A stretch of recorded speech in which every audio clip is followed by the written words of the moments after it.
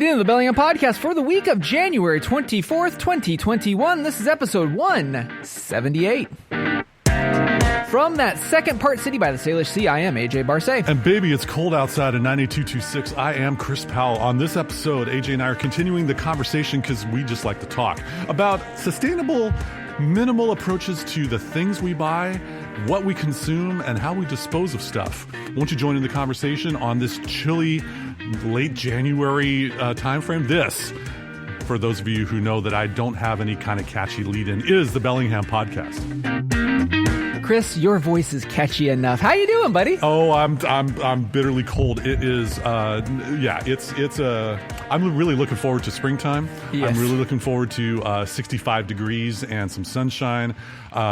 Boy, it's not there yet. AJ, how are you doing? Good, but we are back, and we are under our shall we call this our I don't know, woodland retreat studio known as Whatcom Falls Park. This is the Bellingham Podcast Studio C. Studio C for the C is like the Cedar? third one. Well, no, A is our previous one. B is downtown and blah blah blah. Yeah, okay. We're still at Whatcom Falls Park, and boy, it's chilly out there. Let's continue that conversation about last episode where we talked about the packaging of a lot of materials that we order online or from other venues, and how can we take a look at some products and see it from a different lens as far as how we can consume what we need to consume, but just in a little less bulk. Yep. Go. So we're going to break down a few different kinds of products. And again, at the top of the show, I want to say, like, all of these products are not endorsed or promoted, or we are not on the take on any of these. These are just stuff that we like. AJ and I just think they're cool. So let's start in the bathroom. Tick. Okay. So we all have to sweat. Yeah, and some of us stink more than others when we sweat. So funny enough, so I had to look into like why, because I'm a gentleman who definitely gets a sweat on, okay, and whether that be I'm quietly laughing right now. I'm just not going to comment on that. Please continue, AJ. Well, no, whether it is I'm fairly outdoorsy or stuff, but like doing business and you got to do presentations and you're on your feet all day or whatever, like so whether it's stress or you're putting stress on your body, we all got to sweat. Okay. Absolutely.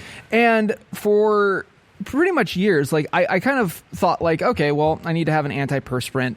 And I didn't realize that deodorant and antiperspirant and like natural, I'll say natural based products that are deodorants are three very different stuffs, like chemically speaking. They don't talk about the chemicals that we're putting on our armpits on those commercials in the football games. Right. And so looking at deodorant, like you've got basically like the all natural stuff, and basically they use algae. And what this does is, and I am not a doctor, nor do I play one on podcast, but as I understand it, where BO comes from is actually from bacteria that lives on our skin. As we sweat, it's basically water with a little bit of salt. They live there, and poof, they make us stank. So in essence, a lot of these more natural ways are using algae to basically combat the bacteria, and we still sweat. So if you're like me and you sweat profusely, this isn't going to stop you from sweating. It just makes you stop from stinking. And stopping from stinking is all of our mission in life. What are you using? Let's go to a product. So there's two products that I've dove into. The first one's Bravo Sierra. Those are initials for something, aren't they? I'm on to them. Yes, Bravo Sierra, indeed. Bravo Sierra. They are a company that basically tailors themselves more towards the U.S. military or military in general, where 5% of their sales go to programs dedicated to the well-being of U.S. military service members, veterans, and their families. Their product is made here in the United States, and for those that are animal-centric or vegan, they do not test any of their stuff on animals.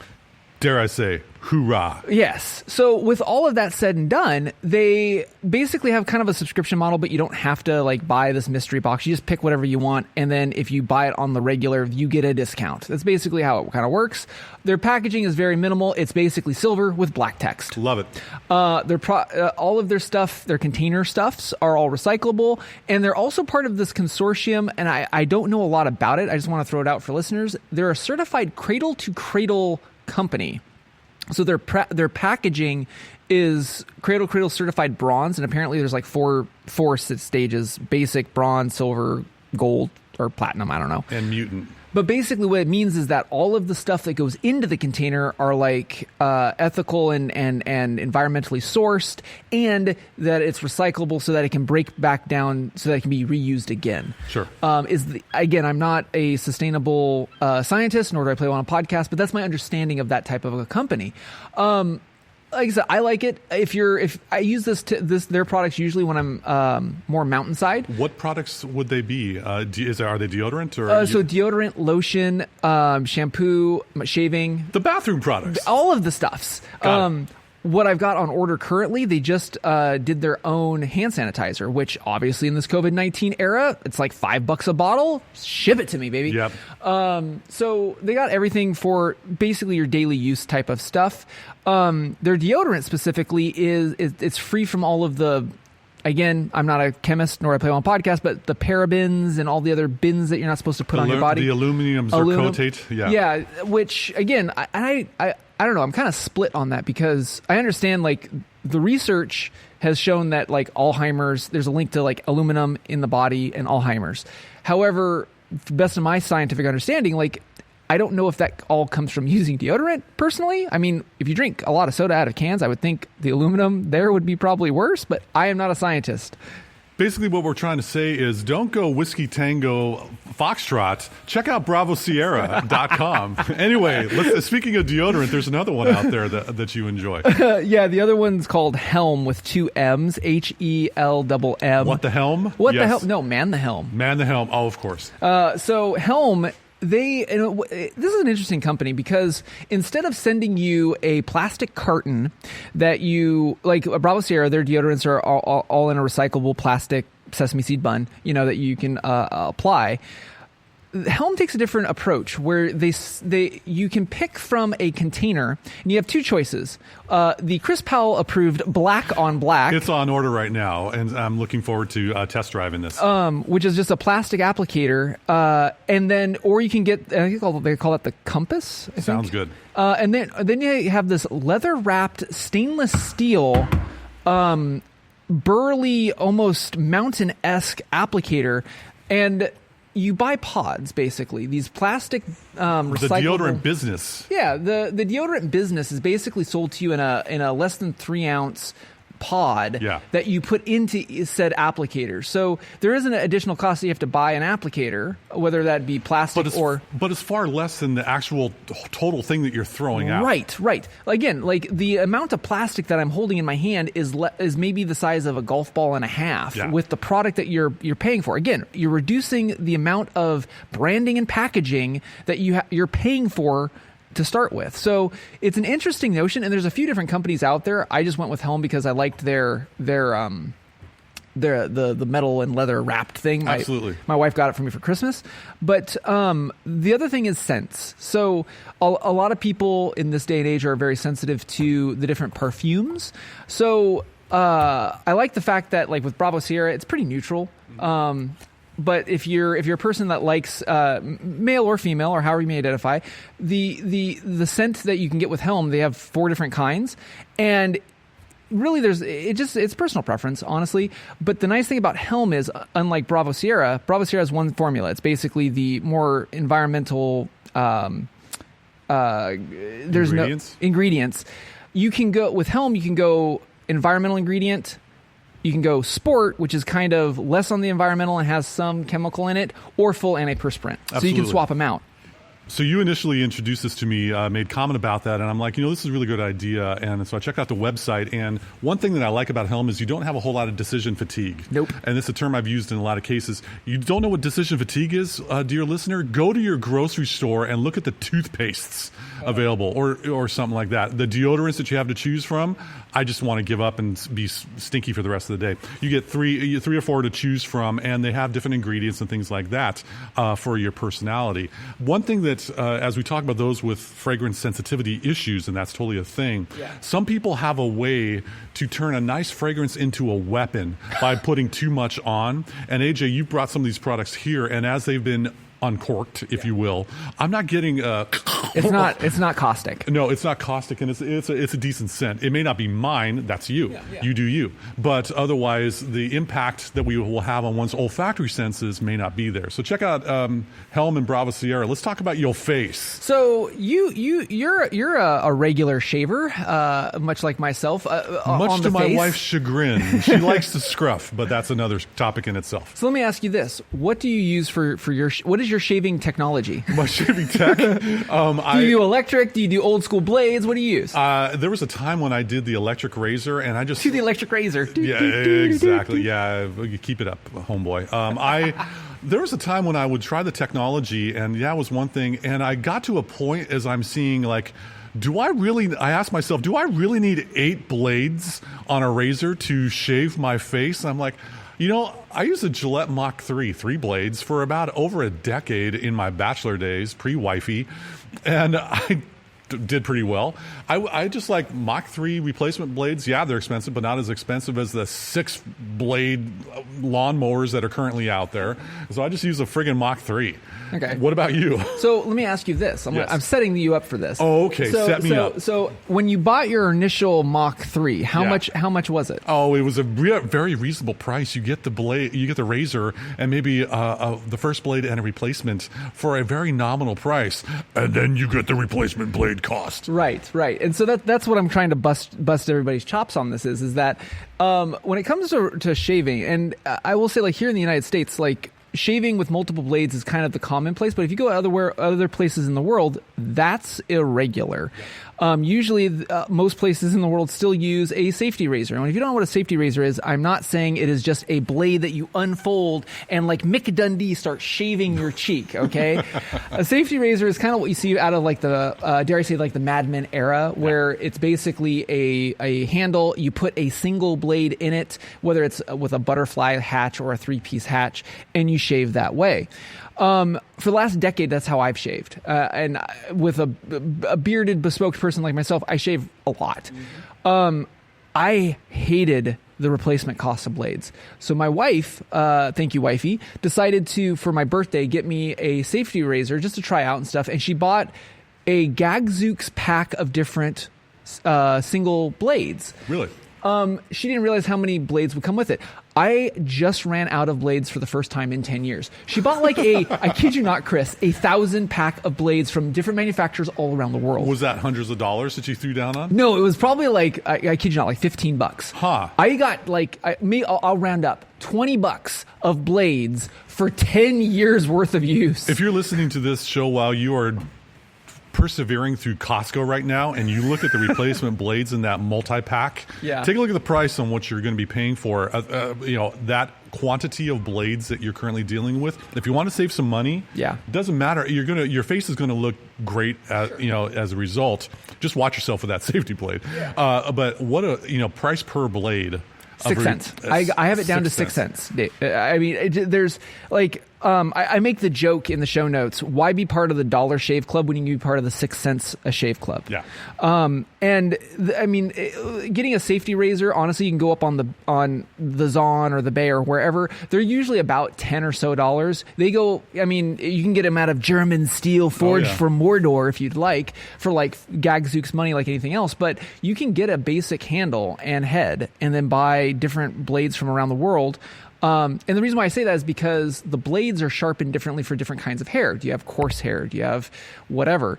And so you can try it out. Now, there is no guard per se on these blades. So when you shave, and I'm looking at specifically the people that have to shave their face a lot. Men, I'm looking at you. Yeah. Do not do like you saw in your late 80s, early 90s films where everybody's like quickly shaving. You will cut your cheeks to beat heck.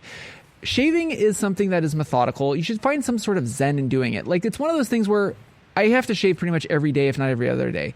It sucks, okay? I get it. But again, bringing that lowercase L luxury to the process makes the difference. And you feel good, and you can smell good if you're using all the other stuff I'm talking about. All right, so where else are we going? So actually, I've got 2 other things with shaving, but this is actually coming from my wife. So my wife, for the ladies or anyone else who wants to shave other than their face. Okay. That narrows it down. A single, however you may identify, however you shave, doing a straight safety razor on your legs or anything else that have curves, this can be a bit of a pill. Oh, yeah. So my wife has used a safety razor on and off, and she finds it difficult. There's a company out there, and they are hard to get a hold of, their product. It's called Leaf. Leaf Razor has basically your Gillette 3, but with replaceable blades that are the straight use blades. Okay, so it's a triple blade with the safety things in the. All right. So you can, and the benefit of this is, again, using a single blade, they're recyclable. Matter of fact, Leaf, you can actually send your tin of blades back to Leaf and they'll recycle them for you. So That's again, helpful. No cost of disposing them. Gillette has actually gotten on board with this as well, and have partnered with a company, I believe, called like TerraCycle. TerraCycle. Yep. And this is just good for anybody. If you're listening to the show and you're just like, I'm never going to go with a safety razor, fine. But Gillette, if you ship your blades, whether it's your kind of blades with the plastic bits on it or straight blades like mine, you can put it in a tin, ship it to them, and they'll recycle it for you. All right. So there's avenues of doing that as well. I'm going to go talk to you, and we're going to talk about the kitchen. Yeah, there's a couple ideas as far as what you can consider for when we go shopping, and if you happen to notice one particular pull-out drawer in my house, we have a ton of those reusable, well, not really reusable, but those produce bags, the clear ones that you put the produce in. Those are great in case we run out of doggy poo bags on our walks. But there are some reusable produce bags, and I'm not talking about the shopping bags that you put the stuff in. Drawstring shopping, biodegradable, eco-friendly, all the descriptors.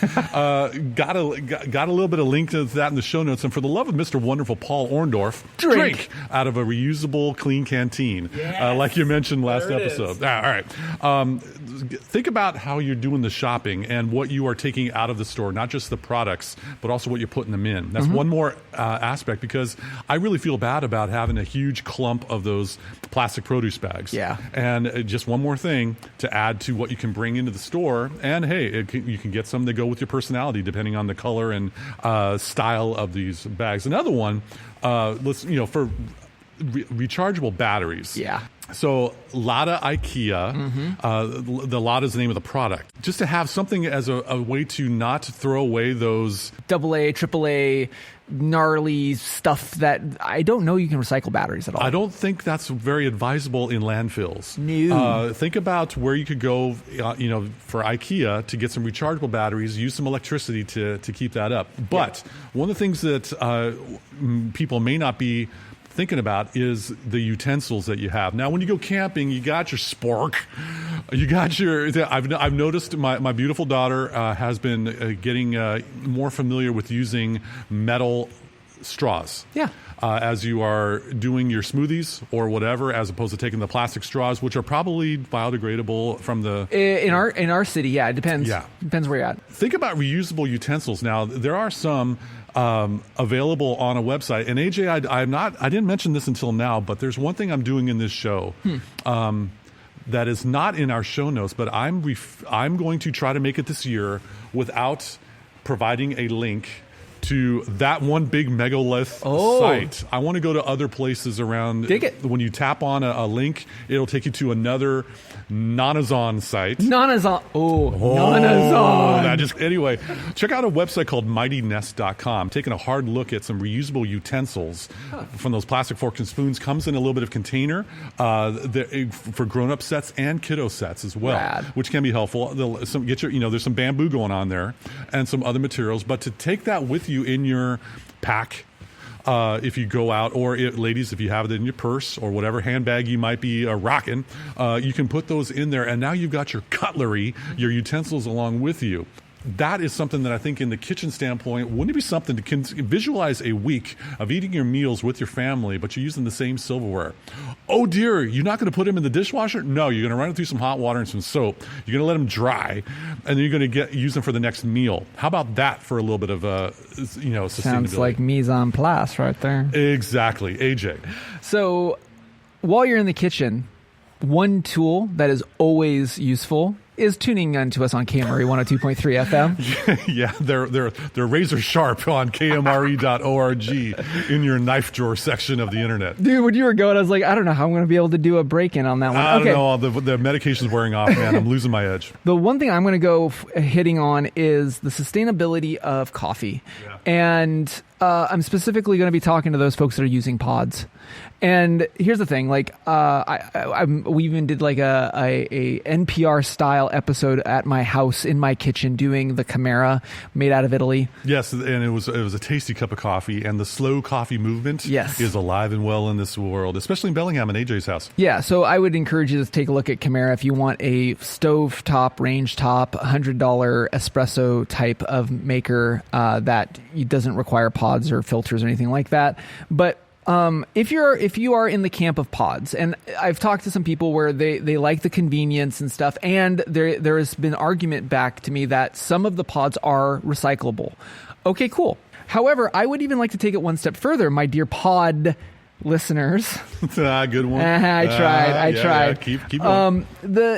Look at both for K-Cup and Nespresso, there are stainless steel and or plastic versions where you can load your own. Oh.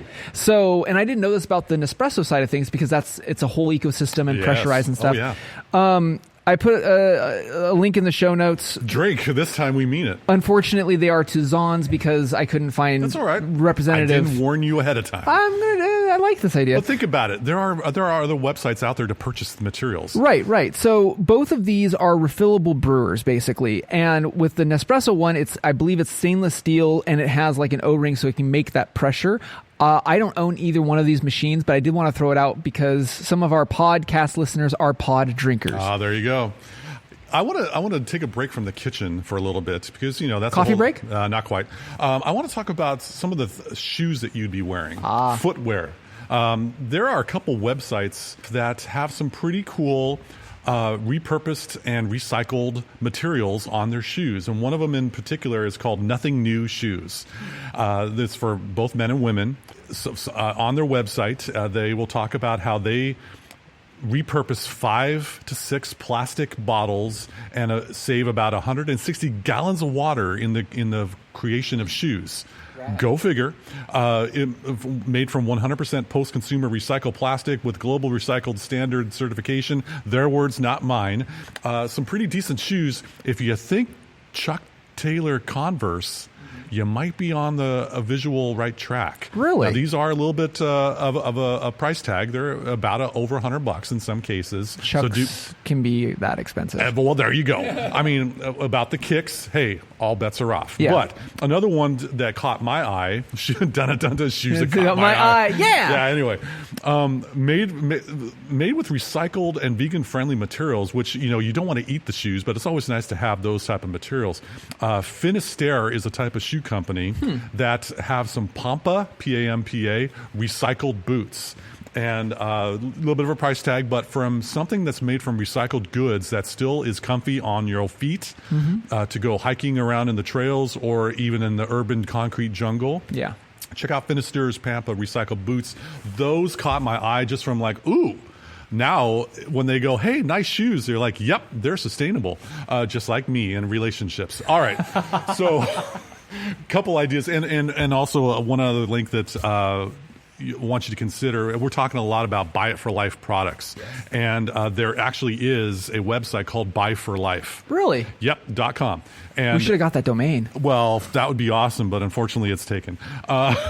Maybe if I got buyferlife.com. Buy for life. Basically, what I like about this website is you can filter the choices available by a lifetime warranty. Cool. Plastic-free, recyclable, vegan or no animal cruelty, whatever your wishes may be in looking for products. Here's a way to be able to filter out something like that and get some true blue kind of stuff that you may want to consume or acquire. Buyforlife.com. I think it's a great site to check out just to expand your awareness of what's out there as opposed to what's on aisle 6 on your typical everything one-stop shop store that we all know and deal with. Well, I think actually, Chris, you kind of put this 2-part episode on its head. He hit it on the head. Is it a pile driver like all of the wrestling drink references I've made? Yeah, you can smell what The Rock is cooking. Okay. So, no, the thing is that for these 2 episodes, we really just wanted to really kind of showcase thinking before you're buying, but putting it in the lens of, hey, does this have post-consumer recycled materials? Where does this go after I use it? Is there animals either harmed in the making of this process or is there animal in this product? Be more conscientious about where you're throwing your dollars at. Yeah, it can still be online. There's other sites out there. We rest our heads on the comfy pillow of convenience in so many ways. And luxury. Those Looney Tunes cartoons where Wile E. Coyote got immediate shipment from the Acme company. Let's stop that in 2021, can we? Let's actually take ownership and responsibility. Oh my gosh, I use that R word again, responsibility. Let's do some adulting here. Oh, adult! Let's get some products that are low impact on where things are headed when we're done with them. Dig it. Couple of ideas for thought. So, speaking of ideas for thought, you know what the next segment is. It's the quality assurance segment. Oh, this is my favorite part because these picks are picked for you by AJ Barce and Chris Powell for your quality assurance. All right, and I'm on a mission to get rid of screen time for a lot of us, and so I got a little bit of analog for y'all. I happened to notice a magazine in, at least in our beautiful Village Books independent bookseller store here in Fairhaven in Bellingham. There is a magazine called Simply Breathe. Exactly. And this is it's a decent magazine, I find. It's quote the original mindfulness magazine for a calmer and more relaxed you. Yeah, I think a lot of us can use a little bit more calmer and relaxation in our lives, especially in the articles that we're reading. There are 5 sections to the periodical: well-being, living, mindfulness, creativity, and escape. All of these I would love to do sometime as I'm looking at a screen during most of the day. The second one is a book that is rather intriguing. It's called 24/6. Huh. And this is the tagline is the Power of Unplugging for One Day a Week. All right. It's by Tiffany Shlain, who is a well-regarded internet pioneer and renowned filmmaker. By giving up screens for one day a week over a decade. Here's someone who will go first. And she wrote about it. And so I put a link to this from indiebound.org. Nice. This is an independent bookseller. You can get it hardcover and or paperback for a reasonable price. Oh, by the way, there's other websites out there outside of that big Horkins site we always go to if we want to buy a book. Barnes & Noble? Nope. Let's check out indiebound.org in this case. AJ. Okay. There's no axing around this topic, but there's a sharp point you want to make about a new place in town. Yeah, there's one of our frequent listeners, a rakishly handsome, well-versed, wise listener. Hi, Tom. He had shared with me a new joint called Bellingham Axe. And no, this isn't Bellingham's deodorant for 20-something guys. This is a unique experience because you reserve a lane. It may cost you a few bucks to be able to reserve some time, and you can throw axes. What? You can throw knives. You can throw hatchets. This is something that is going to be very cool. This is a place here in town. We got a link to it. I'd like you to check out the website. This is where you can get your thud on, and I do mean that. Yeah, I like that. To be able to have some social gatherings. My friend decided to take his beautiful wife and daughter and boyfriend to a place to be able to throw stuff around. They have a little bit of appetizers and some drinks. What a great experience. So because we're at a park, it seems like the littles are coming in for lunch, so we're going to have to wrap this up, Yeah, Chris. let's take a fork in this one. Go That for wraps it. it up for this edition of the Bellingham Podcast. Thank you again so much for listening to us, rating us, reviewing us, wherever you like to get your podcast. Remember, if you're in the Bellingham area, you might be listening to us on Camry 102.3 FM. They are community-powered and streaming all over the internet, and including cover picnic areas at kmre.org. And on that note, be more sustainable and think what you buy. I'm AJ Barce. Enjoy your time, Bellingham. This is Chris Powell. Thanks once again for joining us on the Bellingham Podcast. So this goes out to a very special listener because she's probably listening to it right now. Nancy, I miss you. You're the goods. Copy that.